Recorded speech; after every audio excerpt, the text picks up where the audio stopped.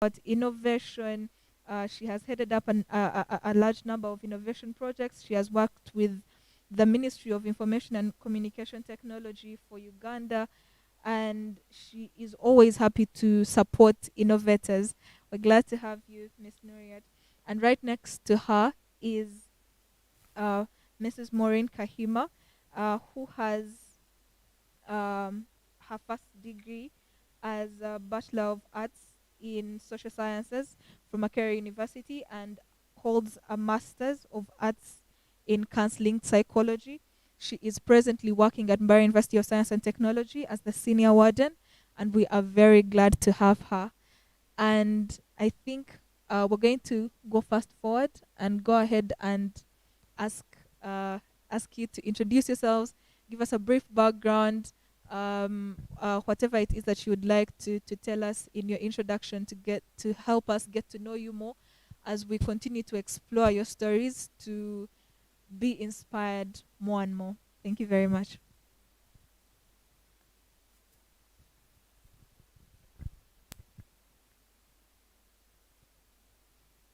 Thank you so much, women of Mbarara University of Science and Technology. I'm happy to be with you.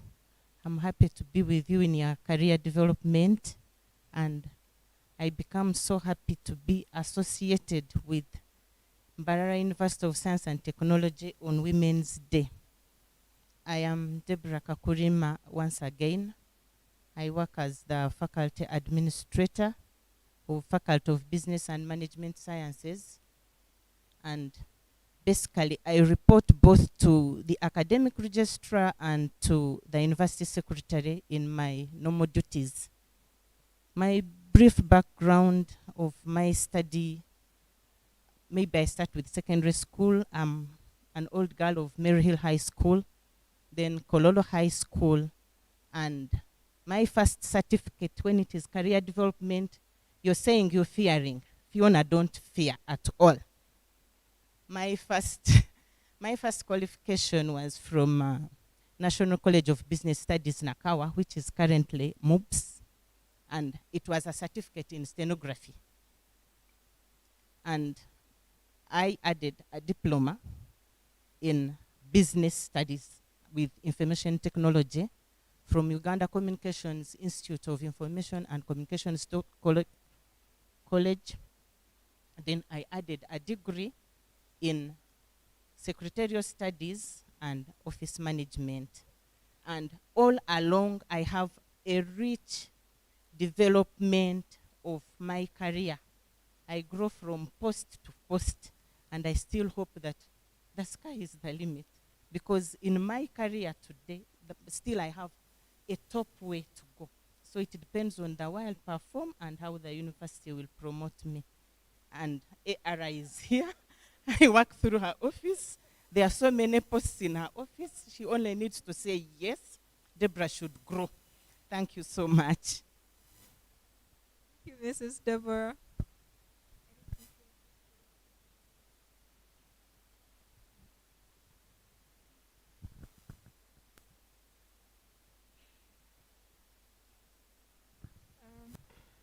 Welcome, Dr. Martha. Thank you very much. We didn't get to know your name. Okay, very good. As she has introduced me, I am Martha Choshabat Winamasko. I'm very honored and privileged to work with Mbarara University of Science and Technology as the academic registrar, and more so as a woman. Fiona mentioned that there are very few women at the top, and that is called the glass ceiling. How do women break through the glass ceiling? We shall share how we broke through the glass ceiling where we are, and as she has said, she's still going up. I also say it's not yet uhuru for me. I am still looking to going up. A bit about my background. I was born and bred in Kampala, studied in schools in Kampala. Went to Trinity College Nabingo for my senior secondary school, and I loved it there. And then from there, I joined Uganda Christian University for a Bachelor of Business Administration, as she has mentioned. Then I got into the workforce, and I enjoyed my workplace, where I worked for 12 years, going right up to the Director of Admissions and Student Records. And then I also have a Master's of Arts in Educational Management from Makerere University. It's the East African School of Higher Education Studies and Development, but it's in Makerere University under the College of Education and External Studies. And I moved to Hospice Africa, Uganda as academic registrar. And from there, I moved to Mbarara University, where I have served. This is my 6th year of service. And yes, I do love encouraging young women not to fear. And I like your theme, the theme that you have set of choosing to challenge the status, choosing to challenge the norm. And I believe that with this theme, once we focus on it and get more and more young women listen to people who have been through this, I believe that the status quo will be challenged, because there's a lot of potential amongst women. We have been blessed as multitaskers by God, the Creator. Women are able to multitask, to do quite a number of activities or jobs at the same time. They will mother, they will be wives, they will be administrators, they will be farmers, they will be counselors. Women are able to get so many tasks together and do them. So we'll be sharing a little bit more about how I have come up to this level, the challenges that I have met, which have enabled me to climb the steps. Because for every step I have come, there's been challenges of which I am proud of. So the challenges are very good. So I like the theme, choosing to challenge the status, choosing to challenge the norm, choosing to challenge what is believed about women, choosing to challenge and ask ourselves, why, as you said, Fiona, why are we so many ladies in the same program with men? We're probably 50-50. And then along the way, the ladies drop off. What is the reason? And it's very good for us to sit back and think about it. And I like what we said about mentoring, helping the other sisters, helping the girl child to get where the women have gotten. So I believe that this afternoon we shall be able to give you some of these tips. At least I will give you some of these tips. And I will also be willing to learn from my sisters who are here with me. Thank you very much.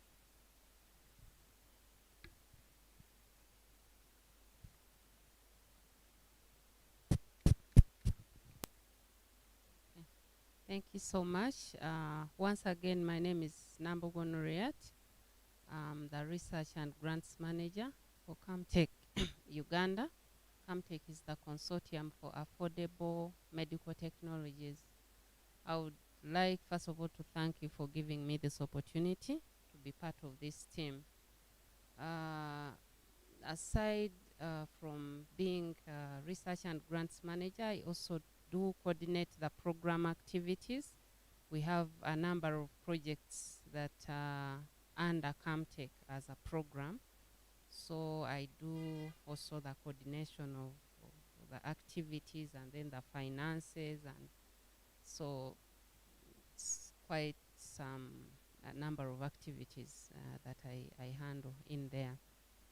Then when I looked at the topic for today, I was impressed. Choosing to challenge, which is the theme, but to do with career as women. And I thought I should also mention this, that I have a company, a private company that offers career guidance. It's called Idea Empowerment Limited, and we've been offering career guidance in schools. I like talking to young people, especially girls, and inspiring them, like also be at least where they want to be. So that is something that I'd always dreamed of, and I was able to start. And I really put it into practice only that way. With COVID, schools closed because my focus was more in secondary schools, which would go to and talk to students. Yeah. But also I do talk to like students in universities, like advising them here and there, especially the young girls, because there are so many challenges that young girls face. We've all been there as girls. Yes, we are now grown up, but we've been there and we've met challenges, and we always want our other young girls to also be what they want to be, and manage the challenges that they meet along the way. So she mentioned that I also I don't work with the Ministry of ICT, but I sit on the board for the National ICT Initiative Support Program, which is under the Ministry of ICT and National Guidance, which supports innovators, and there is a fund that the government put in place to support innovators, people who come up with innovative ideas. So we sit and evaluate and decide who gets funded. So that is the board that I sit on. But of course, I think it's more of men. And the other thing I wanted to mention, that I've always been a leader, right from primary, secondary. At least I've tried to keep myself in leadership positions, which I think has really helped me. And everywhere I go, I find myself like people entrusting me with leadership. We will be sharing more on how we can really be also in the top positions, and also manage the challenges, and as we choose to challenge. Yeah, thank you.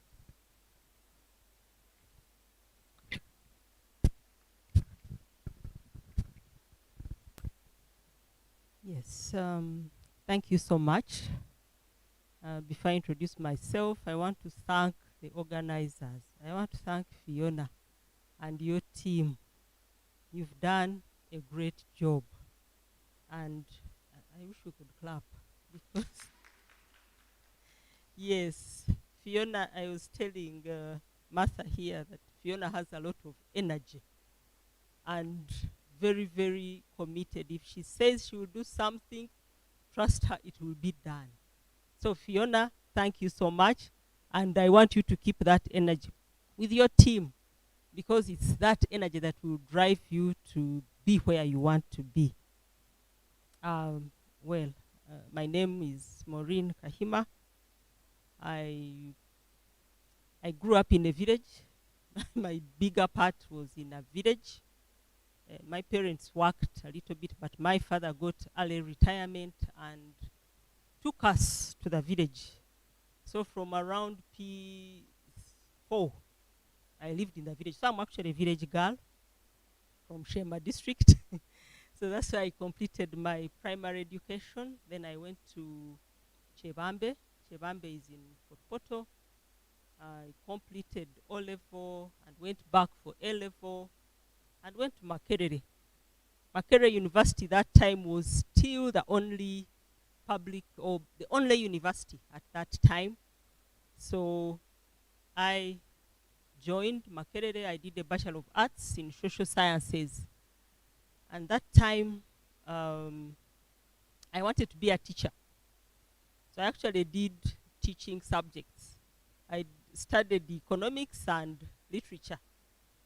I wanted to complete my bachelor's and do a postgraduate diploma in education and go to school and teach.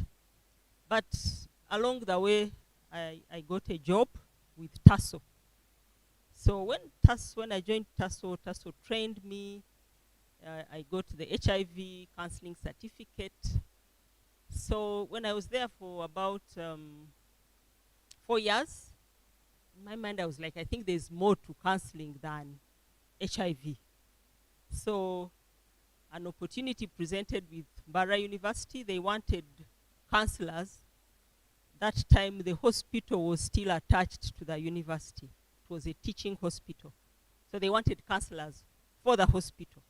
So I moved from Tasso, came to the hospital. Mbarara University trained me. They trained me. I got a diploma in counseling, and I worked in the hospital. So I was the hospital counselor. I was placed on the psychiatric unit ward at that time. I worked there. And then still I felt there is more to this than what I'm doing. And of course, would get criticisms. They're like, is Maureen qualified to handle this? Is Maureen qualified to handle this? What are her qualifications? So I said, I took it the positive way. I said, now, if I'm being criticized for what I'm doing, I think I need to add on. So that time, Makerere had started a master's in counseling psychology in around 2000. So I chose to go to Makerere and studied, got a master's in counseling psychology. So when I came back, Mbarara University was gracious enough to grant me study leave with pay. So I managed to pay my tuition and came back. My job was still there. So I kept on. I went back to the psychiatry ward and served. Of course, sometimes when we study, you're like, I think I should get a promotion. But the promotion did not come immediately. But I worked.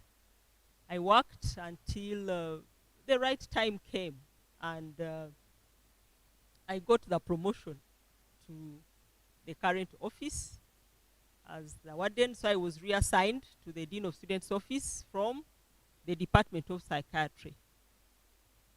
And again, I moved on. So I'm now the senior warden, and it has been a journey of patience, of hard work, of dedication, of discipline. Discipline for me is key for anybody to achieve what you have to achieve. So I'm happy to be here to share a bit of my experience, the challenges, but again, to choose to challenge the status quo, the biases. There are a lot of biases. Maybe I can share this. A few weeks ago, a man, a gentleman, was talking about me and and the people I work with. And he said, I'm tired of the women in this office. And I'm like, how do you talk about women in this office at whatever level we are? So the biases are there. Even in this era, in this century, the 21st century, somebody will challenge you not for a positive reason, but because you are a woman. They'll say, me, I cannot work with these women. Me, I cannot, but he made the comment. And I was like, wow, so we still have a long way to go. But I choose to challenge as well, because those biases, if we let them get to us, then they will limit us and we won't grow. Instead, we should move on and challenge, because to challenge is to change. So unless we decide to change, then we can move on, we can move forward. Yes. Thank you so much. We can already tell that we're going to have such a beautiful conversation, because already from each one of your experiences, we're already getting some of the answers to the questions that we have been having. I think we're going to start off on this point. What your view of the theme is, because everyone has said something about the theme, daring to challenge, choosing to challenge, to go ahead and take on positions that have long been, gender assigned, and someone comes into maybe the faculty administrator's office and they're like, oh, it's a woman, or the AR's office and they're like, oh, it's a woman. And so what it means, what Women's Day means to you, what challenges are women facing, what opportunities are there that are especially for women, what advantages do they have? So drawing from your different experiences, would like you to share with us what, in celebration of Women's Day, what should we be looking at presently?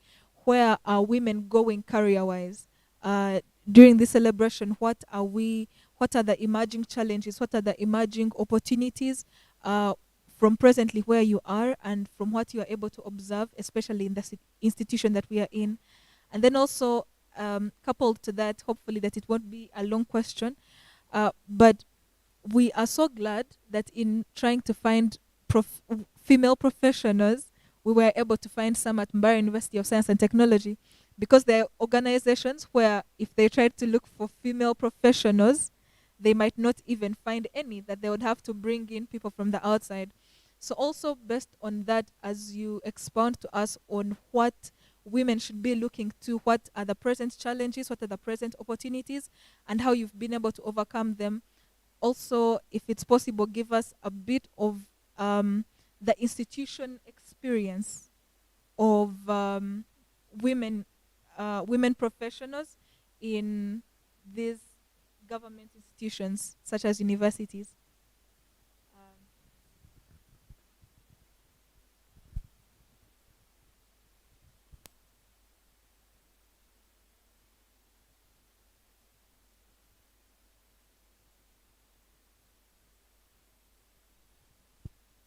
Thank you so much. Now, when it is challenge, you begin with challenging yourself. What do you want? Where do you want to go? Fiona, I want to assure you and your colleagues, it's all about self-challenge. If you saw my background now, it should be a basis of putting you where you want to go. The experience is so good. I do a course of, basically, you find 90% are female. Even the men who join it run away. But I've succeeded in this course. And it has given me a journey into administration. And it's all about what do you like. And there is nothing good seeing women doing what they enjoy. We are capable of doing anything that a man does. I've grown up in a home of equal children. My mother is a P6 liver, but she knows children are equal. So if you feel you are equal to a man, there is nothing that makes you woman that a man cannot do. They are masculine, yes. But do I have a brain of knowing that I can lift this heavy thing? Are the brains equal? It's all that we need. God gave us equal brains. And how I use my brain is what I use to do whatever challenge that is ahead of me. I don't need to say it is a man, it is a woman.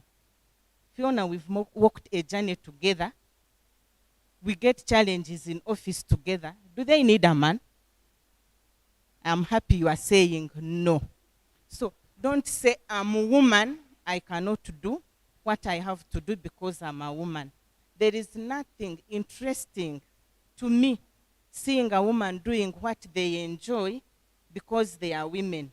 But when I'm treating, I still don't forget a male child because we are two genders. Don't look at woman. When you look at woman, you'll become biased. But if you want to move a challenging journey, if you want to challenge your career, you just look at, I am Deborah. And can I do it? Can I call AR and I say, I have this problem, and there is nothing good like when AR joined the office. At times I get selfish a bit. I also like women, but as much as I like men. But seeing AR on top of Mbarara University of Science and Technology, with all the challenges that are there with having students to go through a career development, and it is a woman. Everybody here is a woman. There is Nuriat in research. There is here in psychology, Maureen. What else do you want? There is no fear. You only need to enjoy what you are doing. You only need to set your standards and achieve the standards. At times, AR one time asked me, she had joined this university, I'll tell you, Fiona, say, Deborah, how do you manage the students up there? She had had a challenge with them. Then I'm like, no, AR, you need to become their friends. And they were male students, and they had wanted to misuse some part of their masculine. But it is so important to set what you want to have. Where do I want to be? Where am I going? What can I do? And what can I do with it to serve the people? If you don't serve self, you cannot have a failure in career development. You only need to learn how to serve beyond self. And you work as duty calls. Are you there for duty? Are you there to add on what you know? Can I learn even from a student? It's not all about what is up. There is even what is coming from down. What is coming from the younger generation. Like at the moment, we are having a bigger challenge with COVID. But can we change? How many times have I asked you, Fiona, can we reset our minds and fit in and live face to face?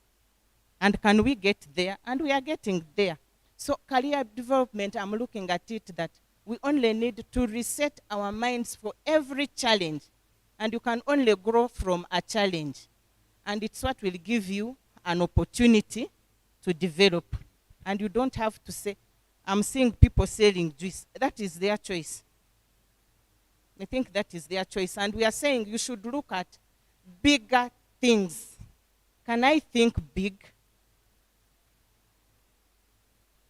There is everything, and you, as you want to shine, how big is the sky? And what is big in the sky? And how do I test the waters? I think as we get into that, we'll challenge the women. And I would like to tell you that I like women to the extent that God gave me women. So I'm in a home of women. Where they say girls are difficult to raise, the girls are enjoyable. And they struggle to do everything that a man does. I don't lack anything because there is no man. You will lift it. You don't have a brother. Must you lift it? But my mother had grown me up doing every man's work. So we only need to reset our minds. If we reset our minds, we'll compete equally for all the opportunities that are in the world.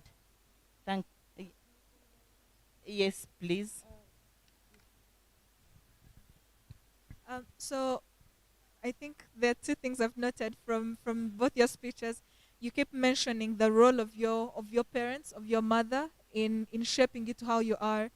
Is it possible for you to give us a direct message for our parents out there who are watching on what their influence in what they teach their children is on their career development?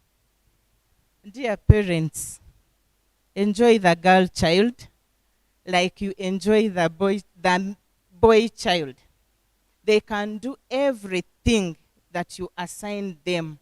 It's only a mindset that stops us from doing what you are doing. And maybe I can go on to say that I am a child out of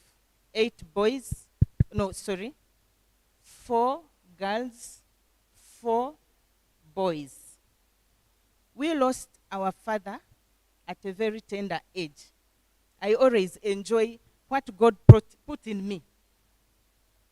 My dad was killed during the Amin's regime. My mother was not working.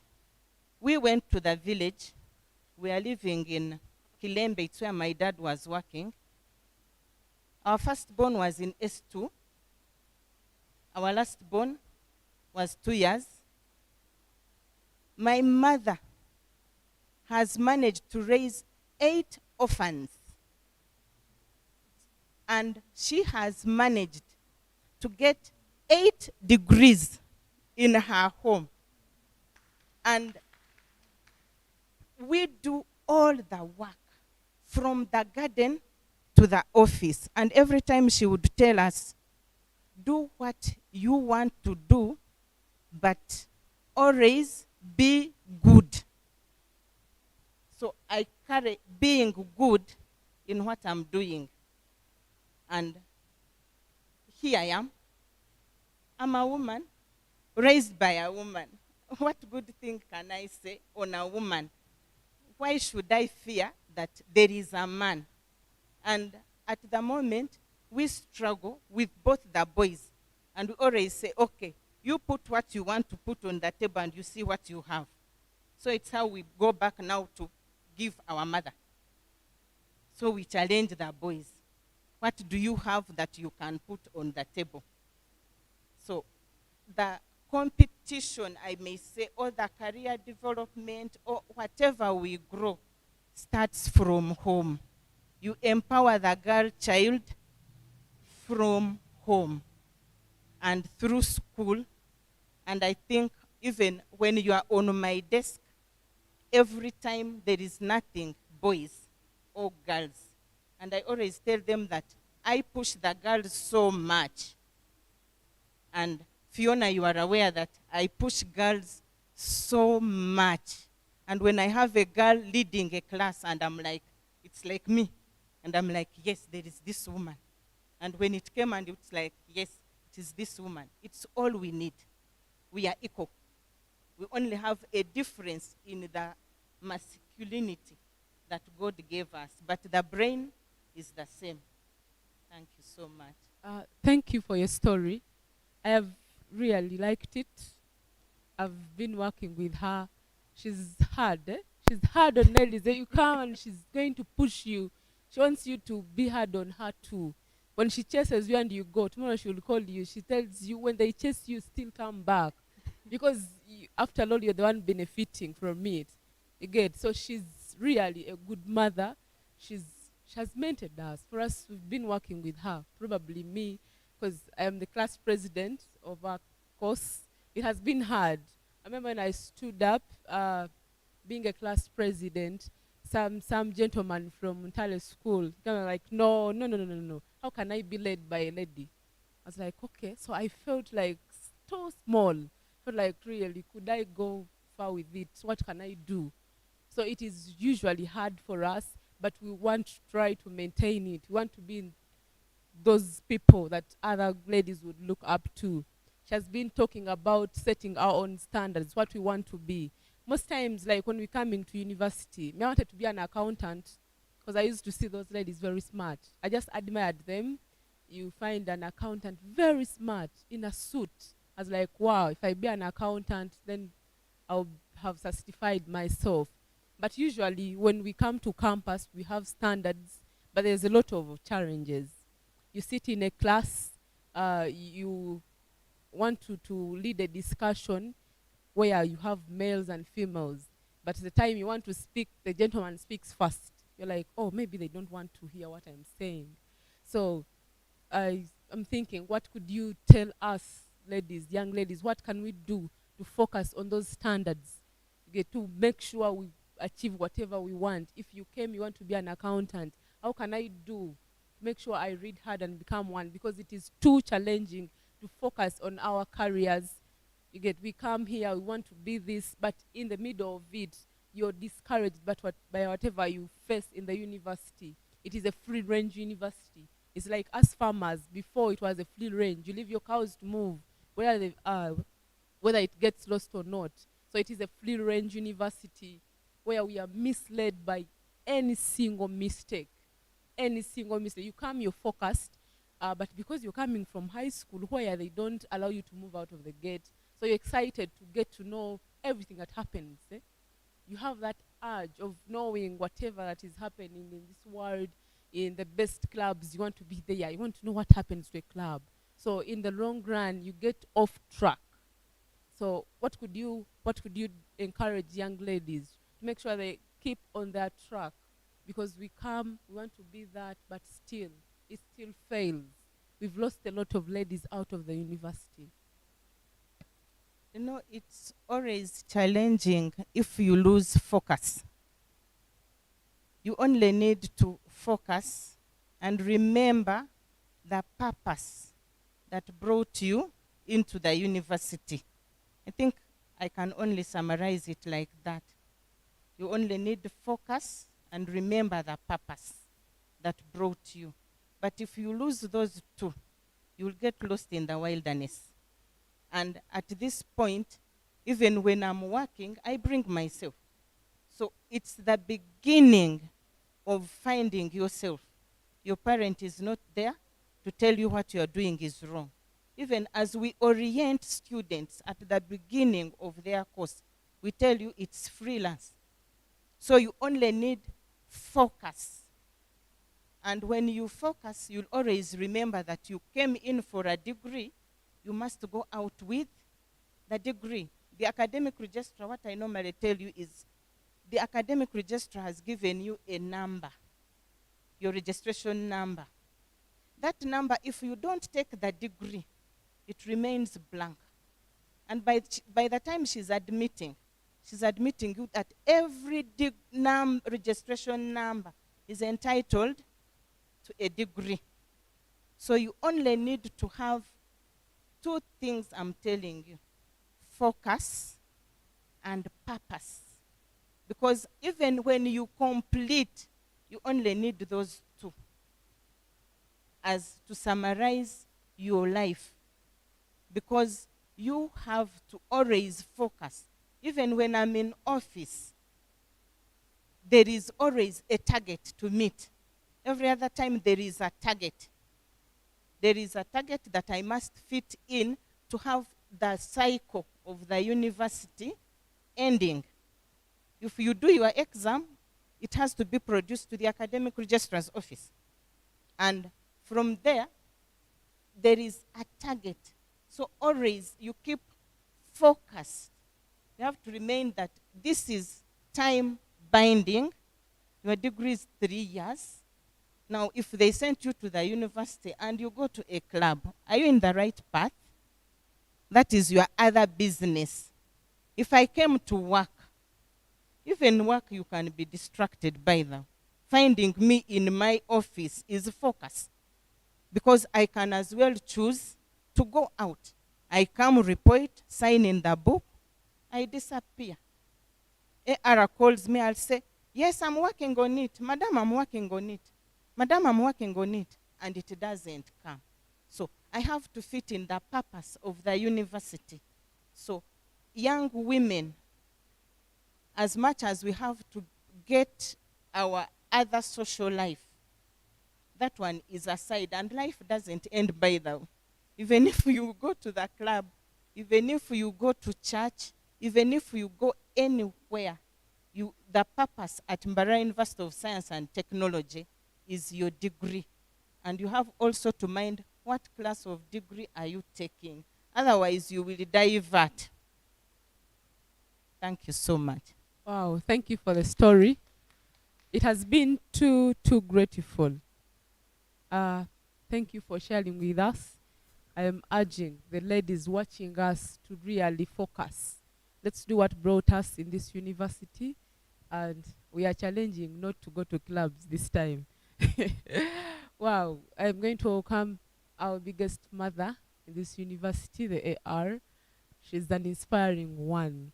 I am imagining how she handles that big office. It is having big men in size, in being taller than her. I don't know how she really commands them. It is too hard. I'm imagining, how do you command Mr. Dixon? Go and do this. Wow. So no. So she's going to tell us how she's handling her office, how we can also be there. Thank you. Thank you very much, Fiona. I'll start from there. Focus, which also Deborah has touched on. Incidentally, I'll tell you that when I had just come, I liked the reaction of people whenever they'd come to the AR's office, because they had been somebody for a long time, over 20 years. And so when they would come to AR's office and found me sitting, they would ask, we would like to see the AR. May I help you? We would like to see the AR. And I'm the AR. What? And you know that reaction, it came over and over again. And sometimes I'm walking on campus, and I like to put on the T-shirts for the office. I haven't put on one. And I pass by people. Sometimes I would greet them, and I hear whispers. So there is that stereotype. She's the AR. I wonder if it was a man, whether they would say the same.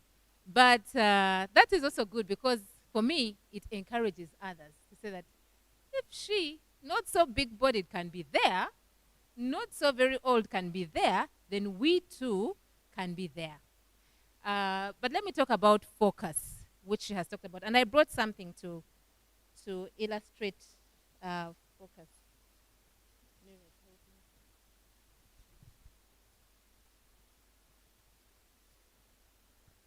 When I was in primary school, when we were leaving primary, there's a girl that we studied with. She was our head girl. And at our party, she gave a speech. And you know, we are all little kids, and we are thinking, what's this girl going to tell us? And she said, we have been paid for fees by our parents.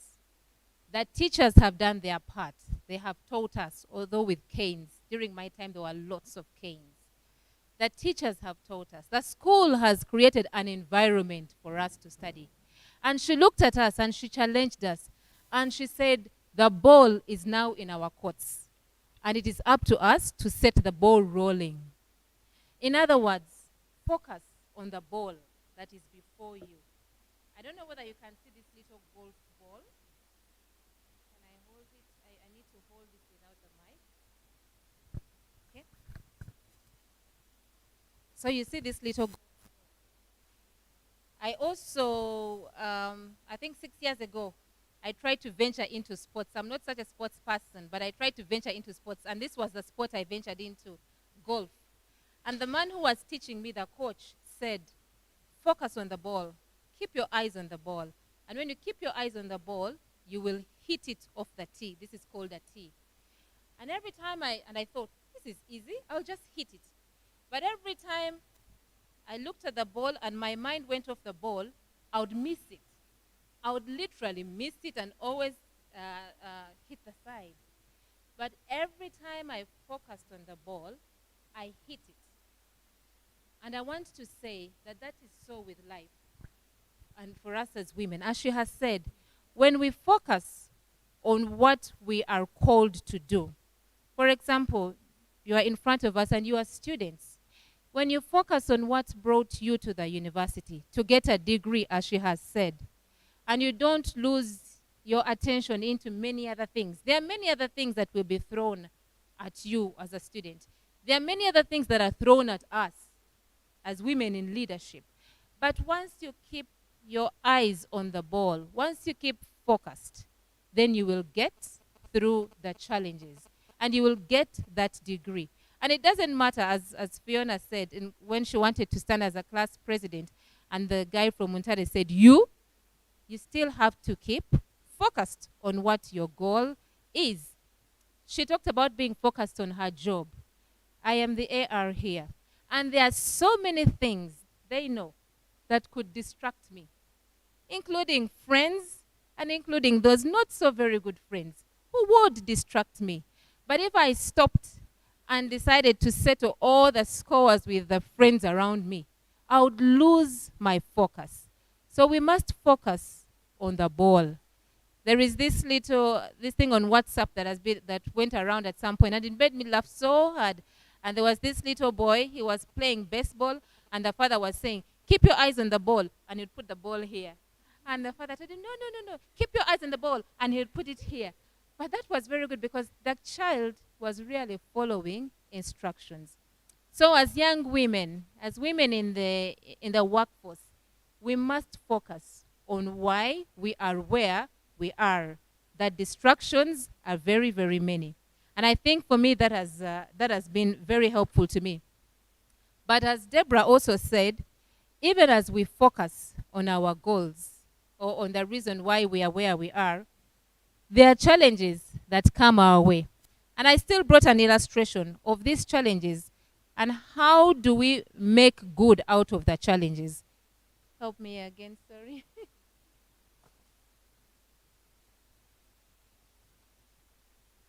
So these are lemons that we have here. And as we go through the workforce, as we go through our studies, as we go through our homes, and whatever we are put in as women, we are going to have lemons thrown at us. We are going to have distractions, as she has said. You're a woman and somebody says, how can a woman lead me? Or for those who are privileged to drive, when you drive along the roads and then you make a slight mistake, the people who will come along will say, she's a woman. No wonder, she's a woman. And all these are thrown at us. How can a woman lead? And if there is anything that you have done, it's because she's a woman. So we have a lot of lemons thrown at us as women. We have a lot of challenges. The girl child you have heard today, that because of the long period of girls being away from school, there are many who have not returned to school, and many of them are expecting. And those are lemons that have been thrown at them. This is a young girl. She was taken out of school because of COVID, and she cannot go back to school because she's pregnant.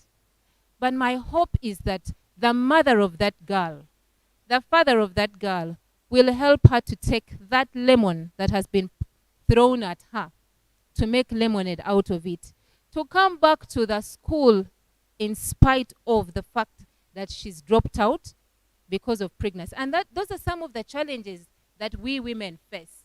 You are in the workforce. I am leading a department that I am leading. But there are so many other commitments that call me.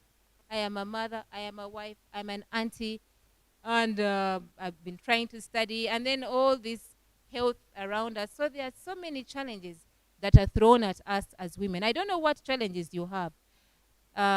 We were at a certain funeral, and this is where I had this allegory of lemon. And everybody was crying, and this young boy, who was a really young boy, 12 years old, and he comes out and says, you know what? Dad is gone. So life has thrown at us lemons. So we are going to make lemonade. And I thought that was very good. You asked about the things that limit us as women. I think also we have self limitations that we put in ourselves, you know. There are those things that we think, this is what society thinks about us. And because of that, we think we cannot achieve what we should be achieving. When I was applying for this job of AR, I saw the advert in 2013. And I told a friend I was going to apply.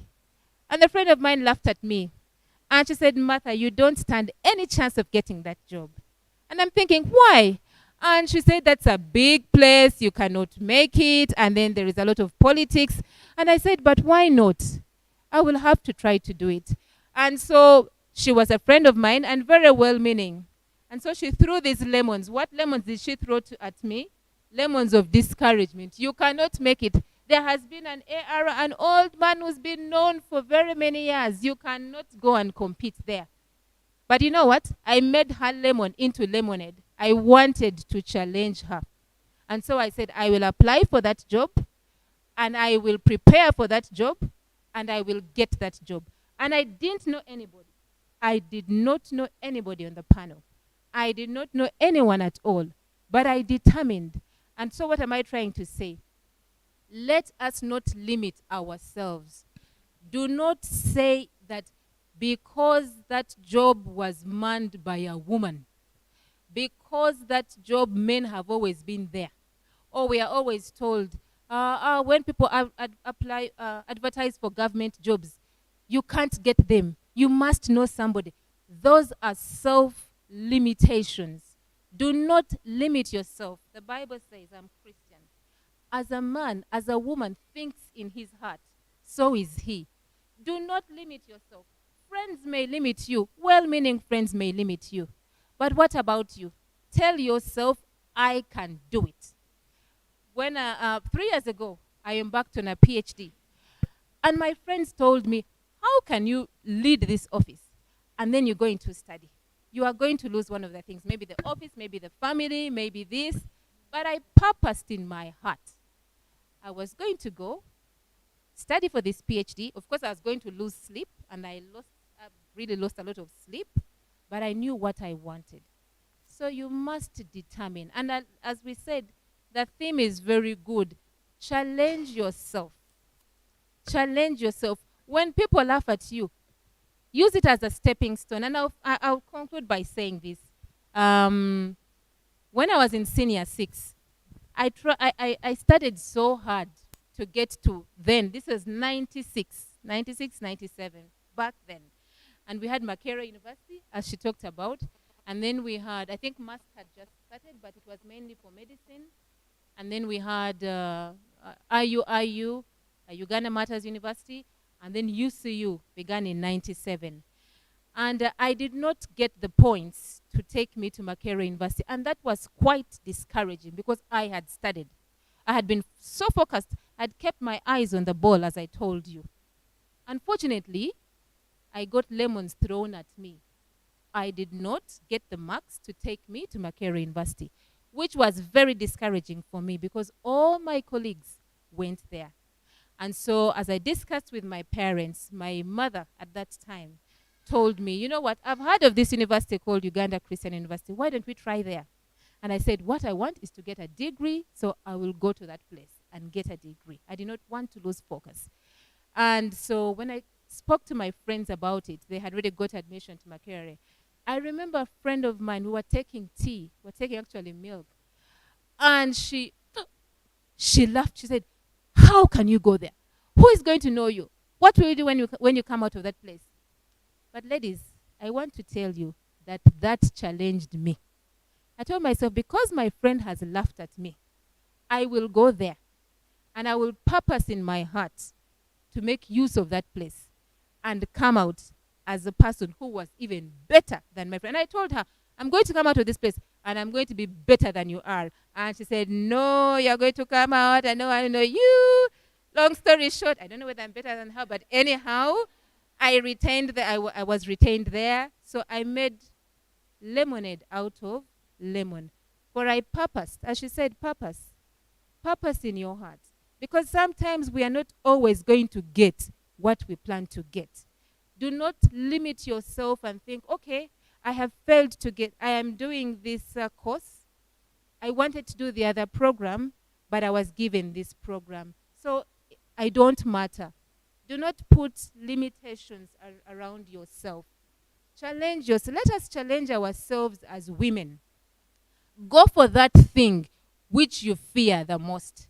I went for a PhD knowing that I'm heading a very busy office. And yet I knew that I must ensure that the office continues to run. At the same time, I knew because we are in a competitive environment, I needed to have this extra qualification. So do not limit yourself whatsoever. Of course, seek advice. Don't be too ambitious, but don't be non-ambitious. And challenge yourself. And go for it. When I applied for this AR job, I'm telling you, I stopped telling people that I had applied because everybody I told would laugh. And I don't know, I believed in myself because I knew what they were asking for. I had. They wanted years of experience in management. I had over 10 years in management. It's just that I wasn't as blessed to be very big. And so I don't know whether people think that being big, then you're not big, and then you're not and then you're a woman. But I knew what I wanted. So focus. Keep your eyes on the ball. Keep your eyes on the goal. Lemons are going to be thrown at you. Make lemonade. Use those challenging situations to step forward. So I want to challenge us. Look into yourself. What is that voice that keeps telling you you can't make it? Because we might think that it's people around us, but it could be the voice within us that says, no, you can't make it. What about this? What about the other? It's so easy to focus on every other thing. So I think for us as women, we must begin first by challenging ourselves and then focusing and purposing to go for it. And the sky is the limit for us. Before you hand over, Dr. Martha, I have just a follow-up question. Then I've also remembered to introduce myself. Yes. My name is Anita Komjisha. I'm doing Petroleum Engineering and Environment Management at the Faculty of Applied Science and Technology in Chihumoro. And my question goes to, how are there pressures that come with the fact that usually women in leadership are pioneers in those positions? And so while you're there, it sometimes is not just the individual, it's the almost like the entire human female population in, let's say, your community or your country or your university. And so is there pressure? Have you felt any pressure that comes with pioneering in the positions that you have been in, especially with academic registrar? I don't think Must had ever had a female academic registrar. So is there pressure that comes with coming into such a position, and you are not only carrying your expectations, because if, let's say, a man came into that position and did so badly, it's just a certain Duncan, a certain uh, person, individual. But if it's a woman, then they say, oh, a woman, not even Dr. Martha, took over office and it went bad. So is there pressure that comes with it, and how have you been able to handle those pressures? And I think I'll extend the same question when the mic comes back around, if we'll have time. In the areas that you have been in, because I think many of you have been pioneers in those positions, how have you handled the pressure of carrying women as a whole to that position, and how do you not break under that stress? Thank you very much, Fiona. That is a very good question. Are there pressures? Yes, there are pressures. The expectations are very high. First, from yourself. There is that, I don't know about my colleagues, but there is that inner feeling that I must do right, for me at least. So that expectation that I set upon myself. But you also see around the people that are around you. There is that expectation. We want to see, will this woman measure up? Will she manage to carry on this office? Will she do well? So yes, that pressure sometimes hangs upon us. But personally, I don't take time to think about it, because I know what I am expected to do. And also, so knowing what you're expected to do will help you get that pressure away. Because once you know what you're expected to do in your workplace or within your studies or wherever you are, then you are able to ensure that you accomplish it. Now, as you begin to accomplish all these things, you actually begin to enjoy the work that you're doing. And then the pressure, as much as it is there, you manage to contain that pressure. So yes, the pressure is there. The expectations are very high. But I think for us as women, we need to know what we're expected to do and ensure that we do away with excuses and do what we are supposed to do. So that's where I think that we are able to contain those pressures. But then I also know that because our society does not have many women in management, when you do well as a woman, I know that it encourages the women around and even the men around, because they say, oh, she has actually managed this office, or she has done this well. So we are an encouragement to many people. So yeah, knowing what you are expected to do, I think, contains the pressure. Thank you. Before giving it out, the demonstration was too good. I feel like not leaving you, because surely the more you talk, the more it's more pressure. I have just a simple question. How did you manage being a mother, being a wife? You're studying, then there's this office, you're serving students, then there's all that stuff. Because me personally, I am arranging this activity. I have class, I have research. Like sometimes I reach home and like, God, could I even cut off my head? Like it's too much for me. So how did you manage this? Because you have kids here, then my husband, then I have work, there's class. So how do you manage to collect all that and then be there in time? Okay, thank you very much. I have a gift of team building. I know it's a gift I have. I can work in a team and I can build a team. And then I have a gift of organizing. I am really good at organizing. Once I get to know something has to be done, I'll play it around in my mind. I'll write it down. I'll draw the boxes. So I do know how to. Those are two skills or giftings that I have. So how have I been able to balance being a mother, being a wife, being a head of department? For the head of department, I have a very great team, and I've been able to delegate to them. They like what they do, and so for me that was very easy for me to balance work and study because of that team that by the grace of God I've been able to build. And then I have a supportive family. I think that's very important to have a family that supports. It's very, very important because when you get, and that is something that I want us to also dwell on a bit, the support system that we build around for women is very, very important. And I think for women, that is one of the things that helps us to survive in societies, even with all these biases. The support system, I don't know about the men, but with the women, it's very easy to call up a friend and say, you know what? I have had it. I am having a rough time. And then you're able to talk to the friend and share with a friend. And by the time you're done talking with this friend, there is a light that's gone off you.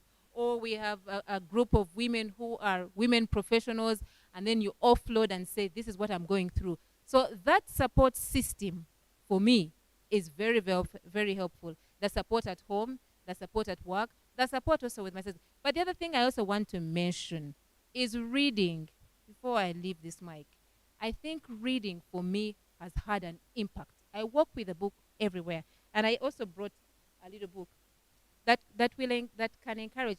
There's a book that I read because I realized that for me my call is in leadership, and so I got a book by Lois Frankel. It says, "Nice Girls Don't Take the Corner Office."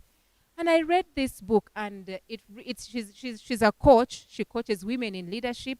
What are those things that limit us? What are those things that help us to move forward? How do we behave? How do we talk? How do we walk? And so for me, reading has been very important because sometimes I'm challenged by certain things. My friends may not know it. My colleagues may not know it, but I get down to read.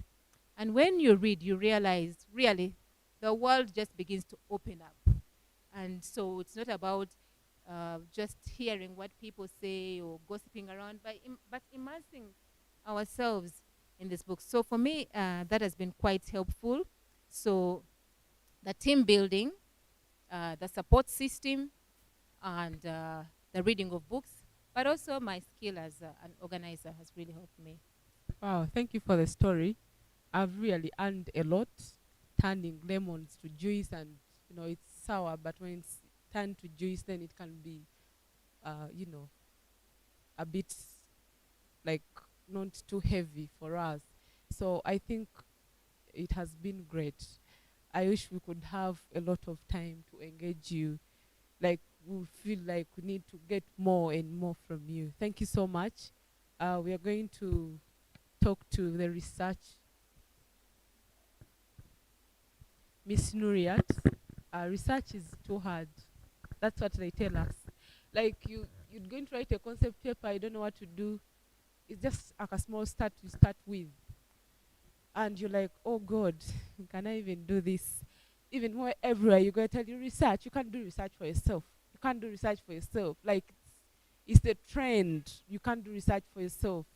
But she has managed to be there.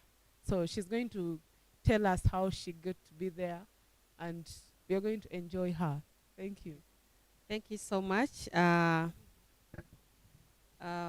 like Dr. Martha's story of the lemon. I really loved it. And to start with, I'll say that if someone else can, why not me? That is something that has kept me moving right from when I was a little girl through school to where I am. If someone else can, why not me? It is something that gives you encouragement every time you want to try out something, whether a man has done it or a fellow lady. then I can also do it. Especially if it's something that society has, termed to be something that should be for men. If they can, why not me? What do they have that I don't have? So that is something that has kept me moving. And I also believe that as women, we are multitaskers. I'm a mother and a wife as well. But there are times when you get to a point whereby everything is looking at you. I remember when I was doing my master's and I had that time I had my two little, the girl and the boy, and the maid woke up in the morning. We were doing exams. It was an examination week, and she told me, I'm leaving. I was like, you're leaving, but I have exams. No, I'm leaving. They want me to go home. My child is sick. I was like, okay, now I'm stuck. And when she talked about supportive systems around us, it's really, really important. Because if I didn't have maybe my husband who was supportive, and then at work, that support system, I think I was done. Yes, I had leave for exams, but the little ones, there's no way I could manage, like going to do my exams, and then I'm comfortable that my kids are also okay at home. So it's really, really important. And I would like to encourage you, all of you, to have this mindset of, I can also do it. In whatever situations, you can. Like she said, women drivers, there are times, I remember the first time I drove my car, I told my, I told even my husband that I was going to Kampala. That was the first time I was driving from Mbarara. And I was like, what? You cannot? I said, I can. On the highway? And everyone was like, no, you can't. I said, I can. And I had to get into the car. I drove, but the calls were always, where have you reached? I went and came back. Like, there are so many things that we really believe we can. And part of my background, I think also the family that, the families we grew up in, because from a big family, but girls, we came first. So there was no way you could say, I can't do something, because you are the only one who is there. If you can't, then you have your young sister or older sister. So there was no choice for us to say, no, I cannot do it. If it's putting up a bulb, you have to climb and put up that, that bulb. So even at home, in my home right now, there are things that I won't say I will have to wait for someone to come and fix it for me. If I can try to fix, I will first try to fix it. If it fails, that's when I can call in someone to come and help. Yesterday I was challenged, and that's when I said, okay, now this lemon I think has hit me hard. I had traveled from Kampala the previous night, and I think my tire, I didn't realize that it was getting, because I'd changed it along the way. They fixed it, and I came. So in the morning I said, let me sleep longer because I was tired. And then I can go to work because I had an appointment coming, like, which was soon. To get up, I was ready, everything, getting out. My car slips outside. And I had a flat tire. Like, now what do I do? I'm late. I was stuck because I'd never changed the tire. Yeah. So I said, okay, let me try to change. I got whatever we used to change. I tried to put, but the energy I could not. So that's when I said, now I've given up. I think this one has challenged me. And I had to call in someone. But most things, like men do, we can also do them. So it's that belief that you create in your mind that you can do it. And as young girls, of course, there are so many lemons. You're still students right now, but when it comes to career, when you graduate, we are always, after graduation, I need to get a job there and then. Like, you really need to work, because especially if you've been this person who is not so much dependent on your parents, sometimes you get opportunities, like maybe a project comes up. Me, when I was at the university here, I always had my own money. Like, during registration of students, I would always befriend people who were in charge to make sure that they give me at least, I should be there to also help registering. And that time, I don't know how it works now, but they used to pay us. Yeah, they used to give us some money, lunch, and then I would keep my money. Like you get into my hostel, I have my own TV, I have a DVD player, I have, but bought out of my own money. So I would try to find ways of getting not free money, but working to get paid. And that is something I have a daughter. She's still young, but I've tried to mentor her into working. I saw you have Sanido. That is our sanitizer. Part of the team that made that sanitizer. It's been there for some time. So sometimes we need people to come and work. If she's in holidays, I tell her, can you work? Can you do branding? She'll come and brand, put stickers, feel, and she really, really works. And the boy, the brother, they are young, but they will work and they will get paid. So you find they have their own money, and that is something I was also taught, like at a tender age. My dad was a businessman, but he would tell us there are no free things.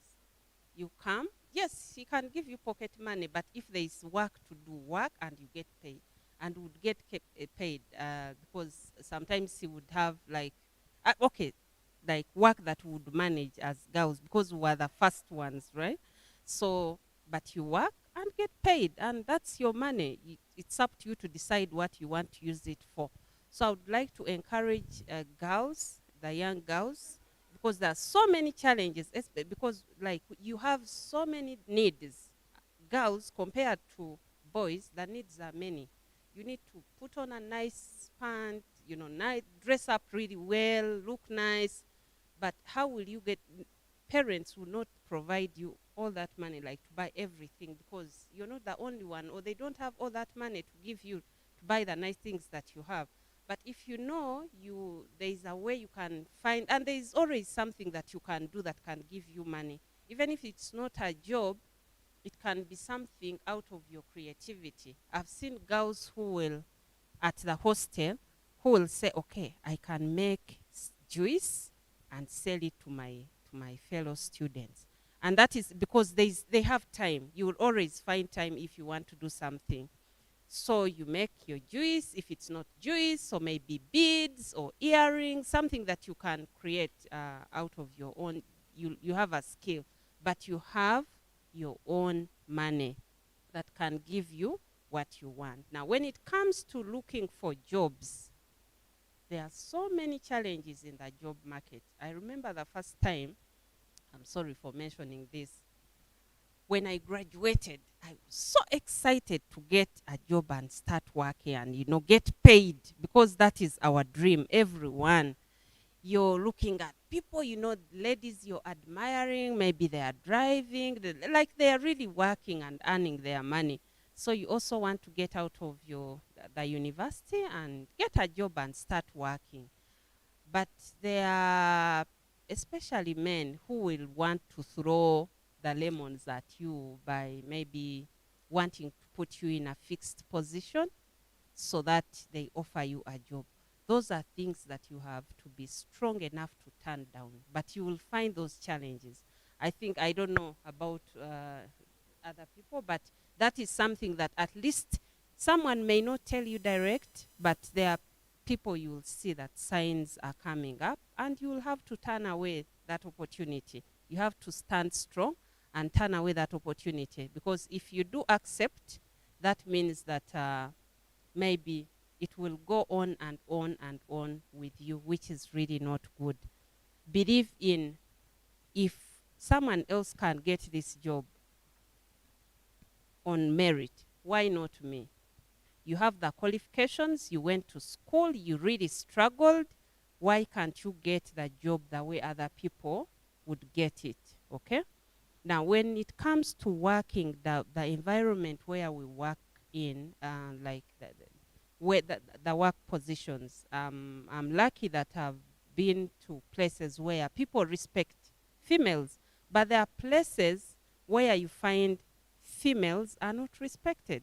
even if you get that job on merit, but the people you get there, you find there, especially male, there are friends who have shared with me the experiences. They look at you as if like you cannot lead them. How can a woman lead us? How can a woman take up this? So they create all situations to put you down, yet maybe you're their boss, which is really not good. But you have to find to be creative enough, first of all, befriending them, maybe, making sure that you create, if someone wants to put you down, you create a better, like a good environment for them, not like to befriend them, let me say, like you be friends, but you also keep focused, really. You stay focused and show that you can, and then make sure that you do your roles and like do your job really well, and that's the way people, the only way that people will respect you and trust you and entrust you with more responsibilities. I think for now, yeah, the other thing, respect yourself and respect everyone around you, because from self-respect, then other people will also respect you back, especially if you're in a top position in an organization or any company. You are in a top position, right from the, let me say, the cleaner, because everyone who is doing that, like they are there, they are doing their job. So if you don't respect people, then they will not also respect you back. So respect them, then you will earn yourself respect from them. I'll stop there for now. I think. Thank you, Miss Nuriat. I think just a follow-up question. I'd like to thank you for reading our minds, because one of the questions we were going to ask was about money, because of your background in the grants and innovation, and you tackled it, women and money, how we're supposed to manage our money, make your own money, and see how to manage it. So I'll just go into, I think, the only question that I think you didn't tackle on integrating of disciplines. Because your first degree was in social science, Development studies. development. Yes. So that's Mm. presently you are working with, Mm. and in research and innovation, which is usually Medical. Health. in health and informatics, and Mm. it's innovation and creation. And when you people think innovation, they think science. Though of course there's also innovation in the arts, psychology, philosophy, and all that. But what advice do you give on people who want to somehow merge their careers? You've started out on this kind of path, but you find their interests and abilities you have in another career path. So how did you do it, bring the two together? Okay. Thank you so much. Deborah mentioned something to do with perfectionism. Like if you want to do something, love it and perfect it. I did my bachelor's degree was in development studies, which some people will think, okay, that's not a good course.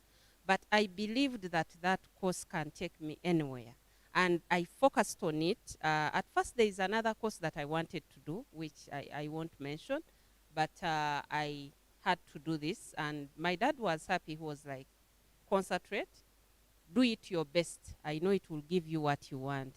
So I had to concentrate, and I did it. I really, really focused on it. I did it after I did a postgraduate diploma in project planning and management, and then went for my master's in management science. Now, see where it leads me. I'm mentoring actually people. Most people, the projects that we work with, or the students, they come, not only students, even faculty, they come with just an idea. My task here, like not my, but what I usually, and I enjoy it, is now sit down with this person who has an idea, listen to them, and try to make sense out of what they are telling me. Someone is talking to you about a